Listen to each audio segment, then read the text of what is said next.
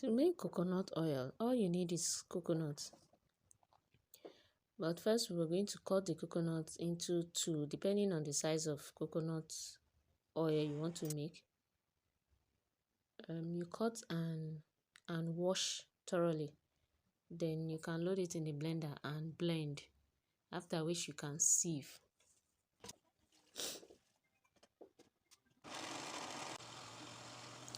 Then after sieving, here we're going to use transparent bucket so we can watch through the process.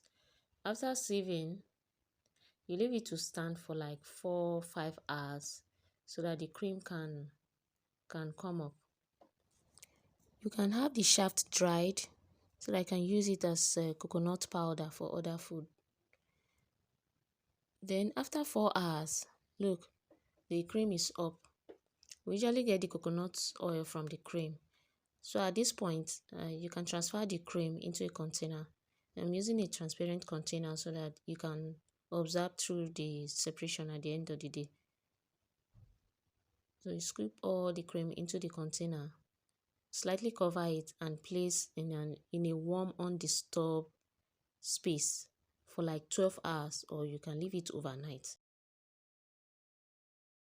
After 12 long hours, our coconut cream has been fermented, and that's the fermented layer. Then in between, you have the cold press oil.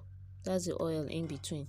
So what we're going to do is scoop off the fermented cream, which we can easily heat and get more oil. So scoop it up and separate the oil from it.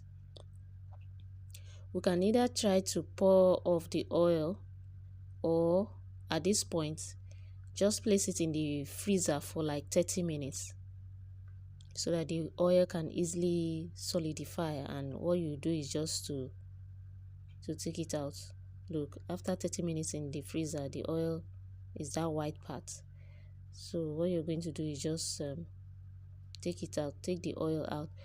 All other particles attached to it can be scraped off. Then you have your cold press oil. So you can scrape up the other particles. All these particles can go into the pan to heat and extract more oil. So this is the cold press oil. Coconut have so much oil. My hands are oily already. See you in our next video. Hope you are learning.